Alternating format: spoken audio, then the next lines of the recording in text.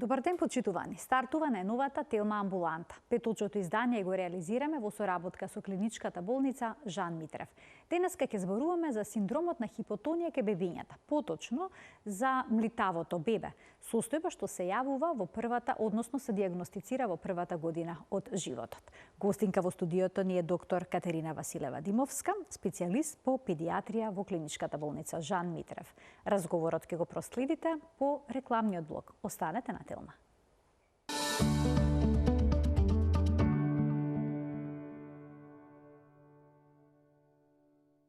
За хипотонијата, односно млитавоста кај бебињата. Денеска зборуваме со доктор Катерина Василева Димовска, специјалист по педиатрија во клиничката болница Жан Митрев. Докторке, добре дојдовте во студиото на Телма и добар ден. Добар ден и на вас и на гледачите. За да можеме да сватиме што е тоа хипотонија, најнапред треба да ни објасните што е тоа мускулен тонус и како изгледа всушност нормално бебе. Хипотонијата всушност представува комплексна состојба, која што практично представува една манифестација на голем број на состојби или болести кои може да се јават во новороденечката и во дојнечката возраст. Кога зборуваме за хипотоно дете, најчесто мислиме на новороденче или доенче, бидејќи тоа е најчесто манифестација во таа возраст и представува еден комплексен, меѓутоа многу чест дијагностички проблем. И од тие причини ја одбравме таа тематика, со оглед на тоа дека е потребно навремено, брзо, рано дијагностицирање на таа состојба, односно разграничување на разни диференцијално дијагностички потешкоти кои што се случуваат во раниот новороденечки и раниот дојнечки период. Зошто е важна раната дијагностика кај овие состојби? Важна е бидејќи потребно е да се пристапи тераписки навремено со различни тераписки методи во зависност од тоа за каква дијагностика ќе стане подоцна збор. Така. Како изгледа всушност хипотоничното бебе? Кои се симптомите кои што укажуваат дека бебето е всушност млитаво? Па, како што прашавте на почетокот, значи тонусот на мускулатурата практично зависи од тоа како ќе се случи контракцијата на вретената во мускулите, односно на самите мускулни влакна. За да се случи тоа, потребно е да постои миотатички рефлекс. И доколку постои нарушување на патот на тој миотатички рефлекс, ќе се случи хипотонија, односно мускулатурата нема да може да се контрактира или намалено ќе се контрактира. И во таа ситуација може да добиеме една слика на млитаво доенче. Ние така го опишуваме млитаво. Во западната литература се користат англиските термини како floppy baby или floppy infant. И во зависност од степенот колку ќе биде млитаво, така и ќе се презентира. Сега тука постојат различни градации, во млитавоста. И кога доаѓа моментот родителите да се запрашаат дали нивното бебе или новородено е млитаво или не, се разбира дека треба да се земат многу фактори во предвид и дека не треба сами да пристапуваат кон тоа оценување. Дали главчето овие бебиња ќе го држат исправено или секогаш ќе има проблем бебето да ја држи главата? Кога се зборува за тоа, значи практично бебето веднаш после своето раѓање, по породувањето, по раѓањето на бебето, постојат одредени рефлекси или начин како треба да изгледа тоа бебе новородено и по тоа се водиме, значи по тие параметри, дали ги задоволува тие критериуми и се разбира дека веднаш после самото раѓање, врз основа на тие критериуми, се донесува и оценката на раѓање кај новороденото или попозната како Апгар оценка. И таа оценка е практично она што значи старт за новороденото. Меѓутоа и во следните денови, па и целиот месец, првиот месец од новороденото, како и подоцна, од вториот и натаму, односно во дојнечкиот период, се водиме по некои други критериуми и го следиме бебето во однос на тоа како одат неговите развојни постигнувања. Сега, во зависност од тоа, во која возрастна група ќе се најде, значи дали е на возраст од 1 месец, 2, 3 и 6 месеци и подоцна, на тој начин различни треба да бидат манифестациите, се разбира. Меѓутоа, може би нешто што е најкарактеристично, и што паѓа во очи се разбира и на сите лекари, педиатри, па и родителите. И оно што нас ке не загрижи, дали бебето ја држи главата, кога треба да ја држи самостојно. А кога обично треба да ја држи? Има варијации, значи во таа ситуација, значи некои бебиња уште на вториот месец може да ја држат, клима во главата, до трети месец. Меѓутоа, тие градации се оставаат малце и да се прошират, односно рамките, значи да не биде сега... Флексибилно да биде, така? Да биде флексибилно и да биде во склоп на она што го имаме како новородено.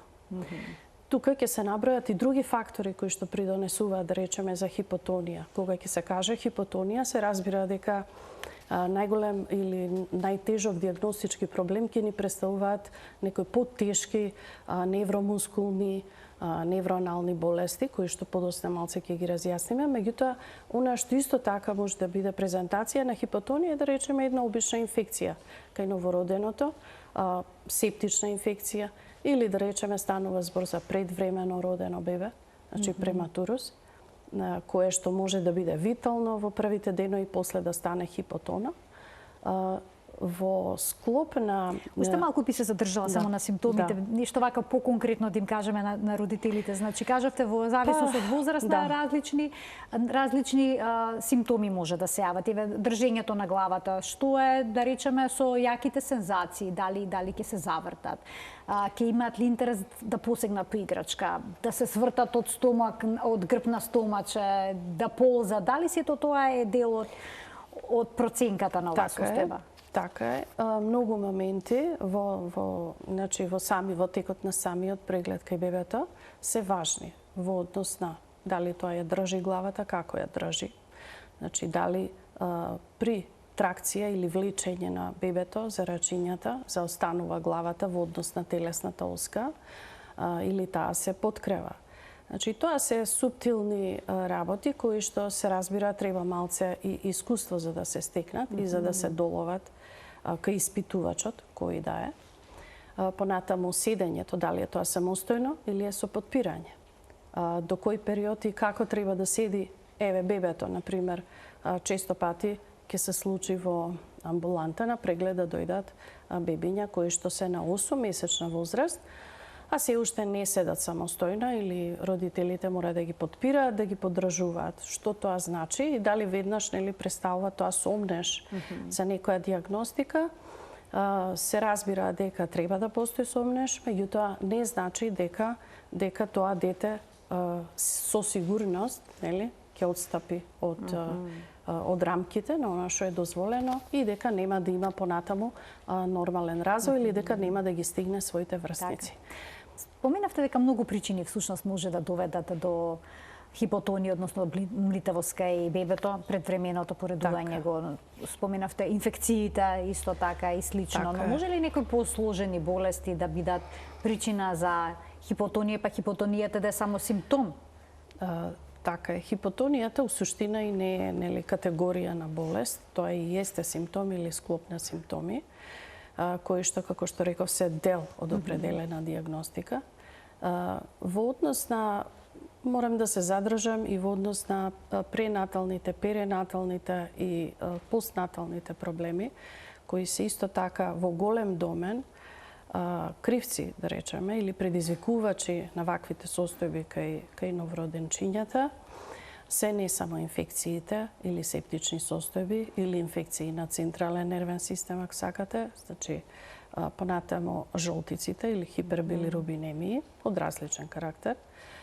Понатаму хипотониите во најголем дел се предизвикани заради оштетување на централниот нервен систем. Мора да се нагласи дека кај новороденчето и пренатално, и постнатално, централните нервни структури се исклучително нежни, многу нежна е васкуларизацијата тука и многу лесно се случува да настане интракранијално крварење и како резултат на тоа може да се развие хипоксична исхемичка енцефалопатија.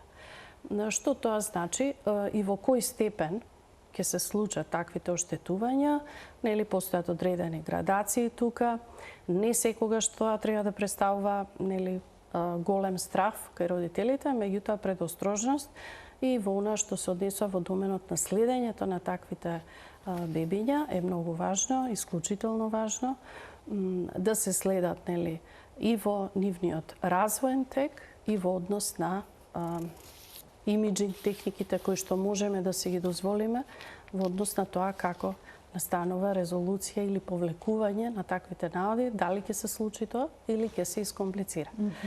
И сега овде морам да напоменам дека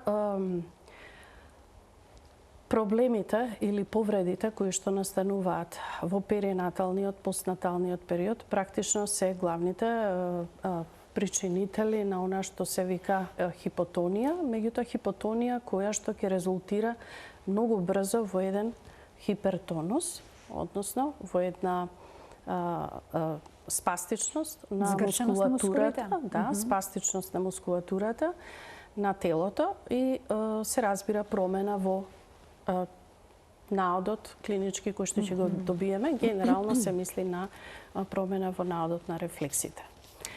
Со оглед на и во зависност од тоа, значи самата хипотонија може да се манифестира и по аксијална осовина, може да се манифестира на периферија или да се манифестира целосно.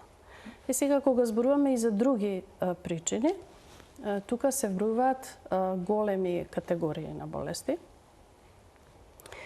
во кои што мора да се наведе дека тука спаѓаат нели ендокрини нарушувања кај детето, како што е на пример Прадер-Вили синдромот, потоа хипотирозата конгенитална. Значи проблем со тироидната жлезда, така? Така е, и тие исто така може да бидат причина за една хипотонија. Се разбира дека ние во нашата држава имаме и скрининг за хипотироза, меѓутоа постои скрининг и за други одредени болести кои што подоцна се прават, се разбира по индикација, но сепак мора да се нагласи дека и скрининзите понекогаш можат да направат, да речеме, пропуст во она што значи правилна диагностика. И од тие причини го потенцирам, бидејќи диагностиката на одредени состојби не оди преку скрининг, неонаталниот скрининг служи за нешто друго, а диагностиката се случува на малце поинаков начин. И подоцна ќе коментирам, така, продискутираме за тоа како се диагностицира. Дали понекогаш некои состојби како што се исчашено колкче кај бебето може да укажуваат всушност на хипотонија? Одредени, да речеме, состојби кои што ќе дадат изолирана, можеби, неподвижност на еден или два екстремитети, во случајов еве што го наведувате, исчашено колкче, дислокација негова. Дислокација, да речеме, нели доколку постоело јадрото и така натаму, тоа во зависност од возраста, секако дека може да даде хипотонија, меѓутоа таа нема да биде нели аксијална, односно ќе биде изолирана. Да речеме, ако имаме оштетување на одреден нерв, чести се и перинатални трауми, нели, кои што даваат млитавост на еден екстремитет. Вие наведовте со колкчето, па што ќе резултира со, да речеме, една млитавост на едниот екстремитет доле, односно ноќето, а може да се случи тоа и на едната рака, може да се случи неможност за движење, односно тортиколиз, да речеме, кога имаме тоа се повторно повреди, перинатални трауми, кои што сепак ќе се анализираат како изолирани состојби, што не значи нели дека не би требало да се истражат и генерално во она што значи биохемиска диагностика и дали тоа може да биде дел од некоја друга состојба, општа состојба. Дали секогаш оваа состојба, овој синдром на хипотонија, односно млитавост кај бебето се забележува веднаш по раѓањето или пак може понекогаш и подоцна да биде воочено? Да, одлично прашање во таа ситуација, значи најтешките форми, да речеме, на хипотонија кои што ќе се манифестираат многу рано во неонаталниот период, практично веднаш ни презентираат состојба на потешкоти во цицањето, значи во хранењето, потешкоти во дишењето, па настануваат периодични паузи во дишењето или апнеи, понатаму една млитавост на целокупната мускулатура и да речеме тоа се состојби кои што најчесто представуваат, односно влегуваат во групата на генетски болести. Може тука слободно да се спомене, нели, спиналната мускулна атрофија, понатаму, потоа тука може да се вброи на конгениталната мијастенија, транзиторна мијастенија и некои други состојби на токсичен ефект, да речеме, од одредени лекови, кои што малце ќе ги ставиме понастрана. Многу повеќе не плашат наследните болести. Таквите новородинчиња многу брзо завршуваат на респиратор, односно на машина за дишење, заради немошност нивната мускулатура, нели, да го покрене белодробието и да овозможи нормални респирации. Тешките форми на наследните болести ги воочуваме во првиот, вториот месец. И тука се разбира дека доаѓаат во предвид огромен број на испитувања. Генетски правите анализи?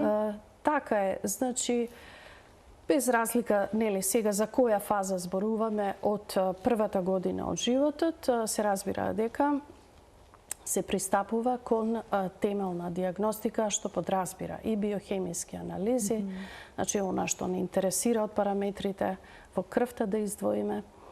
Понатаму станува збор за обавезно ултразвучна метода, значи постојат група на болести кои што изузетно одат, нели, со нарушување и на функцијата на срцевиот мускул, па така да ќе имаме едно пореметување на ЕКГ, значи ултразвук на срце потребно е да се направи. Потребно е да се направи ултразвук на мозочните структури до моментот додека имаме отворена фонтанела и пристап, за да може, нели, да погледнеме со ултразвучна сонда. Се разбира, неизоставни се имиджинг диагностиките од типот на компјутерска томографија на главата, магнетна резонанца. Меѓутоа, сите тие одат, да речеме, постепено и по строга индикација, значи во никој случај не се пристапува наеднаш со сите анализи. И она што ни е многу важно се состојбите, нели, да речеме, во групата на хромозомопатии, кои што исто така заради одредени хромозомски аберации, било да се тоа нумерички или структурни, може да дадат исто така една хипотонија кај новороденото, без оглед на синдромските други карактеристики кои што ги носат. Еве, за пример може да се спомене, нели, Даунов синдром, меѓутоа и други хромозомопатии. Што значи кариотипот е исклучително, нели, важна диагностичка алатка и се разбира молекуларно-генетска анализа, која што морам да кажам дека веќе во денешно време и во нашата земја се работи поприлично доста во различни институции, без оглед на тоа, значи ние кај нас и работиме со исклучителна точност и прецизност и со доста краток период на добивање на резултатите. Какво велите? Добро, дали секогаш ги утврдувате точните причини за болеста? За хипотонијата кај бебето? Дали може да се случи да се направат сите испитувања и повторно да не пронајдете што довело до овој проблем? Постојат и тешки, да речеме, за диагностика и комплексни клинички слики, каде што нема голема манифестација на клиниката во насока, да речеме, на болеста која што сакаме да ја диагностицираме. Се разбира дека постојат и други методи со кои што би требало да се помогне докторот, нели, во однос на диагностиката, и тука спаѓа секако биопсија на мускул, биопсија на нерв се прави, електромиографија и електронеуромиографија, тоа се исто така диагностички методи кои што во многу добар дел се информативни. Се разбира дека тие се малце и со возраст,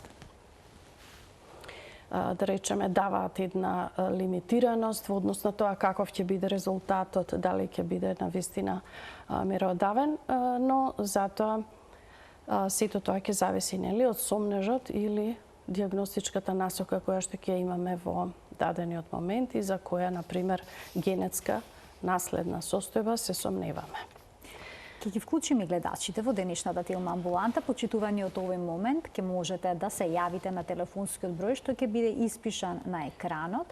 Доктор Катерина Василева Димовска, специјалист по педиатрија во клиничката болница Жан Митрев, ќе даде одговор на сите ваши дилеми поврзани со темата на која што говориме. Но секако можете да поставите прашање и нешто што е надвор од оваа тема е поврзано со педиатриската состојба, односно со состојбата кај бебињата и кај децата. Продолжуваме, докторке, понатаму. Зборувавме за диагностиката, доколку родителот добие диагноза хипотонија кај бебе, односно млитавост. Обично, како што споменавте, се јавува голем страв и паника. Дали е секогаш тој страв оправдан?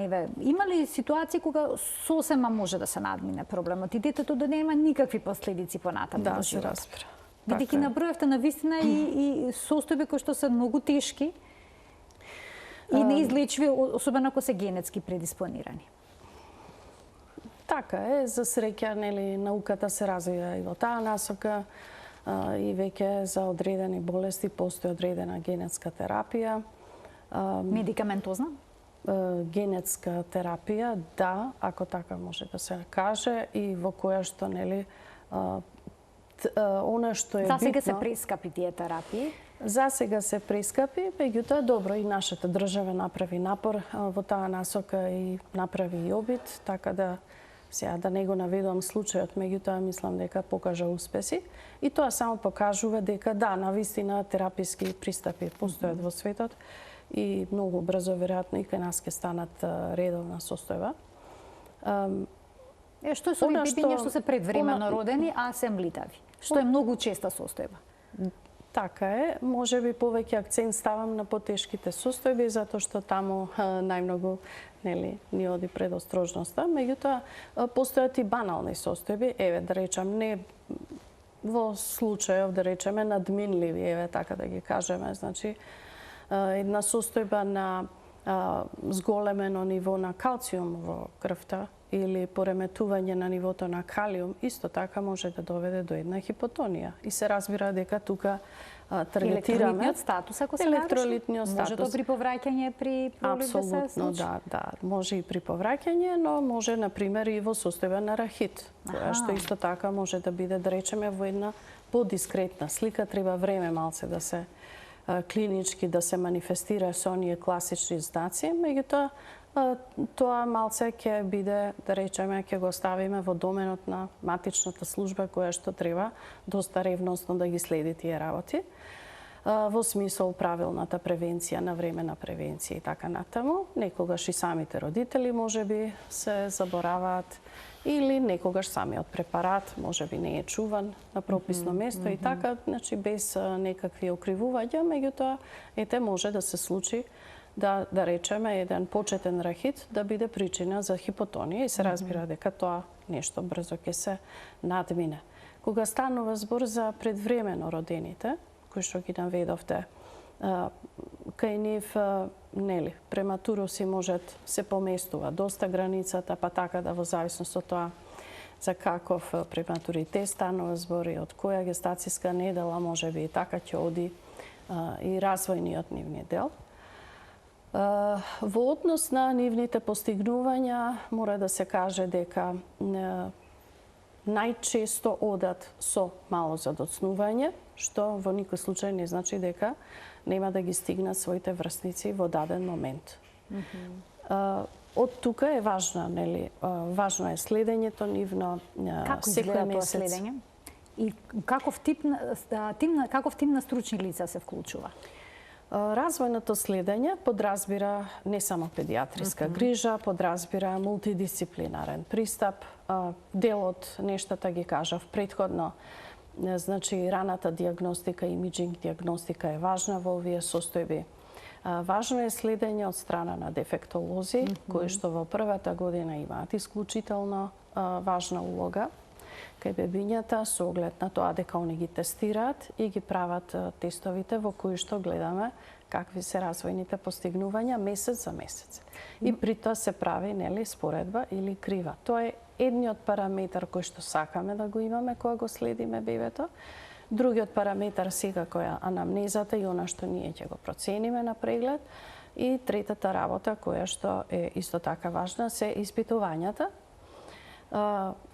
Освен биохемиските испитувања кои ги наведов, крвните анализи, исто така и ултразвучната метода, која што, морам да кажам, и како скрининг и како диагностика е доста корисна во раната дојнечка возраст, особено за прематурните бебиња кои што претрпеле одреден степен на оштетување, но кое што, да речеме, се повлекува, се надминува. И сега пак морам да се надоврзам, бидејќи зборуваме за мултидисциплинарност, и тука се разбира дека и терапискиот пристап, односно ќе биде различен. Ќе биде, да речеме, различен, ама кај конкретниве бебиња би требало да се пристапи нели со ран физикален третман.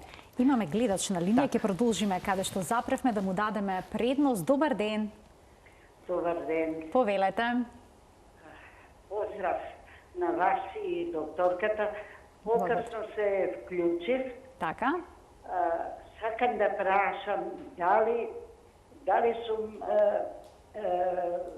во право, покасно се вклучив, и дали може докторката да ми каже во 2 реченици или една за кулиевата анемија. Пред 30 години имав роднини, меѓутоа со фатален исход. Се роди детенце. Дали има помештување во терапијата за овие 30 години? Дали можете да ми кажете, докторке? Имате уште некој потпрашање, докторке, или тоа е тоа? Добро, ви благодарам за вклучувањето во програма. Кулиевата анемија или тоа се групата на бета-таласемии, сега не би можела да кажам во однос на нивниот наследник, се разбира дека тоа спаѓа во групата на наследни болести, хематолошки состојби, и во зависност од формата, така и ќе се презентира клиниката. Значи тоа може да биде и потешка, мајорна или минорна форма.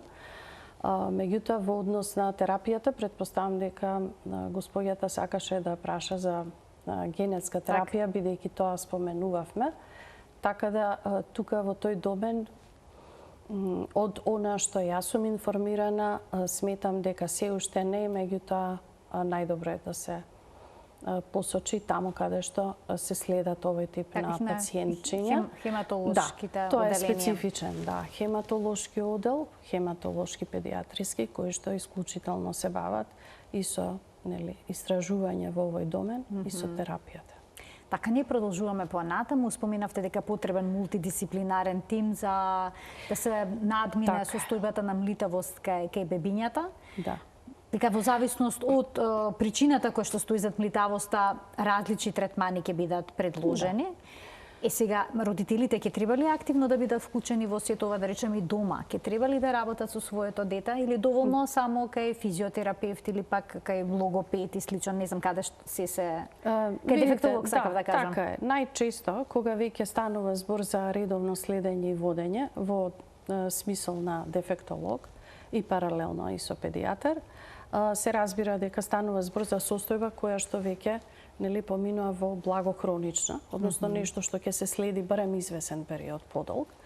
И во таа насока дефектологот е првата линија која што прави на некој начин и едукација кај родителот во однос на тоа како ќе го третира своето бебе, на кој начин ќе пристапи при неговата при раздвижување на детето, односно дали и како ќе ја спроведе така наречената сензорна стимулација. Што е тоа сензорна стимулација? Бидејќи тука често се споменува сензорна стимулација кај оваа состојба. Често се споменува и е многу важно кај бебињата, па дури би можела да речам и кај тие без проблеми. Значи, сензорната стимулација е практично она стимулација која што ја правиме, тактилна стимулација практично, тоа е со нашите движења, односно дланки, раце, при кое што со одредена масажа на делови од телото се разбира, предизвикуваме сензорна стимулација, односно создавање на нови невронални врски во мозокот.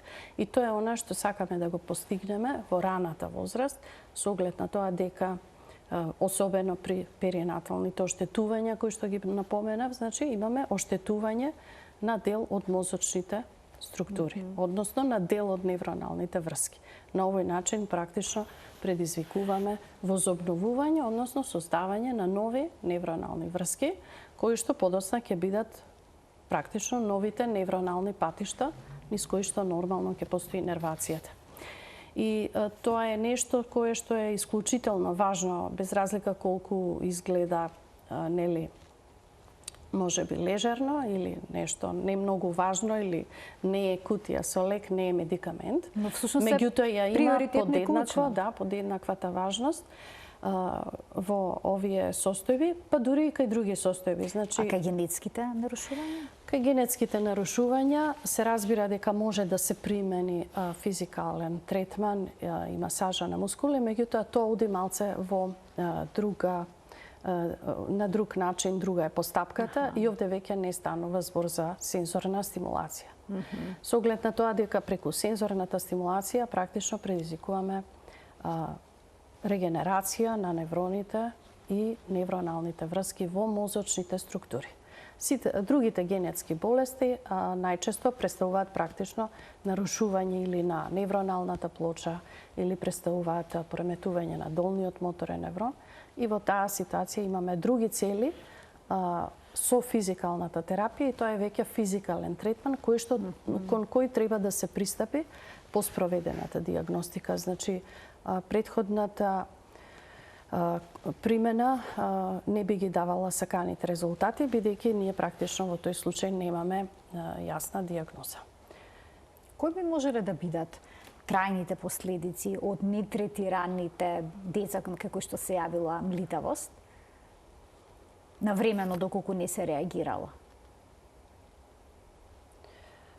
Па повторно да се навратам во зависност од диагностиката. Значи, генетските болести, наследните, тешките состојби кои што одат со една генерализирана хипотонија и нарушување на можноста да се реализираат функциите кај бебето, се разбира дека ќе завршат лошо и дека тоа не го посакуваме. Хипотонии кои што се манифестираат во подоцнежна возраст, значи тие не ги напоменавме, значи тука е големата група на мускулни дистрофии, некаде после возраст од 1 година, секако дека и кон нив треба да се пристапи кон навремено и правилно диагностицирање, бидејќи тие исто имаат еден одреден тек. Обично на која возраст се јавуваат? Значи, првите симптоми може да се случат и пред година, најчесто после возраст од 1 година, кога проодува детето и во тие ситуации добиваме една малце поразлична клиничка слика. Значи, настанува и хипотонија, да речеме, потешкоти во одење, неможност за движење, најчесто се тоа, хипотонија на екстремитетите. Во овие ситуации, значи, немаме ние нарушување на централниот нервен систем, односно неговите дететовите, да речеме, ментални постигања се задоволувачки и станува веќе збор за една малце поразлична категорија на пациенти. Може ли хипотонијата, односно млитавоста на мускулатурата, на мускулниот тонус да влијае и на менталниот развој на детето? Да го засегне? Или пак повторно зависи од ситуацијата? Добро, така, да речем, на некој индиректен начин да, но еве пак е тоа некоја ситуација кај прематуритетот и се разбира дека физичките или моторните постигања се важни и за менталните постигања. Нели, детето треба да посегне по предметите и да ги земе во раце, за да ги разгледа, или треба значи, неговата радозналост, која што исто така е важна за когнитивниот развој, би требало да се задоволуваат паралелно, односно да се постигнуваат на некој начин паралелно. Така, развојот тече паралелно, всушност, развојот, така? Да, тече паралелно. Во одредени фази од животот, едните се подоминантни во однос на другите, но ако не може посегне по играчка да земе, да црта и слично, тоа ќе се одрази на менталниот развој? Да, во секој случај да би можело, меѓутоа Тоа е една друг тип на состојба, на пример, зборуваме за состојба како што е спиналната мускулна атрофија или конгениталната мијастенија, тоа се веќе други состојби, но да, во извесен степен веројатно ќе го наруши когнитивниот развој или барем ќе го успори. Има ли состојби кај кои што ќе се забележи млитавост кај децата, но нема да се препорача никаков третман? Може ли тоа да пројде само од себе? Тоа не би смеело да се случува, значи секоја млитавост која што ќе се нотира, ќе мора да се следи. Во најмала рака, доколку испитувачот се сомнева, макар и најмалку, на одредена патологија, би морало малце позачестено да го следи истото бебе или детенце и да го повика во рок од 2 месеци, барем 2 пати или 3 пати, за да може да направи компарација во однос на она што го видел првиот пат и вториот пат и така натаму. Мора да се земе во предвид дека првиот преглед не може секогаш 100% да биде објективен. Многу фактори, и други фактори играат улога во објективноста на проценката, да речеме колку траел прегледот, дали родителите добро соработувале, биле ли подготвени или, да речеме, бебето се расплакало од X причини, било гладно, жедно, можеби и во почетна инфекција во тој момент, и од тие причини е многу важно, честото следење во првата година, што неколку пати го нагласи од почетокот, само и само за да се направи една валидна проценка што нема да не однесе на погрешна насока. Често се среќавате со некаква форма на млитавост кај бебињата? Не се толку чести, барем не во мојата пракса, меѓутоа морам да напоменам дека најмногу се гледаат и во периодот неонатален, значи во единиците за интензивна нега и во перинаталните единици, и оделите за неонатологија. Тука доминантно се јавува, значи, најтешките состојби и проблеми и се разбира последна година. Така, неврологот има некаква улога во детскиот невролог во процесот на диагностика? Детскиот невролог, апсолутно. Мислам, од самиот старт треба да биде вклучен во насока на сите диагностики што ги наведов. Понекогаш од помош се и адултните невролози со оглед на некои методи кои тие ги работат во нашиве околности тука, да речам, во земјата. Да, понекогаш и тоа. Мускулните биопсии, биопсија на нерв се дел од специјалистите по патологија, така да нивните наводи исто треба да бидат се од доста драгоцена важност. И морам да ги напоменам како клучна гранка и можеби најважната во целото ова се практично молекуларните биолози, односно генетичарите. И она што значи одредување на кариотип и одредување на генетика преку анализа на ДНК. И постојат различни типови на анализи кои што тука се спроведуваат, не би навлегувала во тоа, меѓутоа постојат многу такви широки можности во нашата земја и постојат и кај нас во нашата така, во клиничката болница Жан Митрев. Доколку не се работи за генетска позадина, а бебето е предвремено родено или пак имало некаков инфект и се јавила млитавост, за колку време обично треба да се надмине проблемот? Има ли некакви граници кои што се поставени кога се очекува бебето да се нормализира во однос на мускулниот тонус? Тоа би било многу сега, како да речам... Претпоставам дека тоа е едно од прашањата на родителите. Кога ќе биде добра? Да, се согласувам, но кога сме задоволни од сите други анализи, а да речеме се односно сите последици настанале заради некакви минливи состојби во перинаталниот период, даваме еден период до 1 година за надминување на состојбите и да не се докомплицираат понатаму. Инсистираме на редовна физикална терапија, редовни вежби, меѓутоа во најголем дел од случаите тие се надминливи. Се надминуваат. Тоа е многу важно што се надминуваат. Во поголемиот број случаи, како што кажав. Да, во доста добар дел случаи. Доктор, ке ви благодарам многу за вашето денешно гостување во Телма амбуланта, што ние донесовте на еден јасен начин ова релативно сложена тема, би рекла. Родителите на вистина се плашат кога ќе забележат нешто вакво, некој вакво отстапување кај нивните бебиња. Значи важно е само навремено да се јават на лекар, да се постави дијагноза, се најде причината и потоа да се третира, како што споминавте, во поголемиот број на случаи, сето тоа е надминливо. Да. А и кај оние кои што имаат генетски проблем, се работи во моментов на генетски терапии. Така е, се разбира и генетската анализа е важна и од други бројни причини, нели? Во однос на начинот како се наследува болеста. Значи, едукација на родителите за нивните понатамошни, да речеме, бременности. Или она што ќе може да го очекува, значи, кои би биле очекувањата или кои ќе бидат насоките во однос на детето за кое веќе постои дијагностицирана состојба. Добив знак дека има гледач? Се исклучил во ред. Пред крајот на емисијата добив знак. Ајде да видиме ако е на линија, сепак ќе му дадеме можност. Добар ден. Добар ден. Ево уште една можност за гледачот. Ја се надевам дека не си исклучил. Да, ве слушаме, во програма сте. Повелете. Ми треба само информација, секоја чест на темава што ви е денешна и гостинката. Благодарам. На крај се вклучив, би сакала да знам од каде е докторката, бидејќи имаме проблем со предвремено родено дете. Така. Исто имам литавост на екстремитетите. Така. Би сакала да исконтактираме со докторката за преглед. Ви благодарам за вклучувањето. Докторката работи во клиничката болница Жан Митрев како педијатар.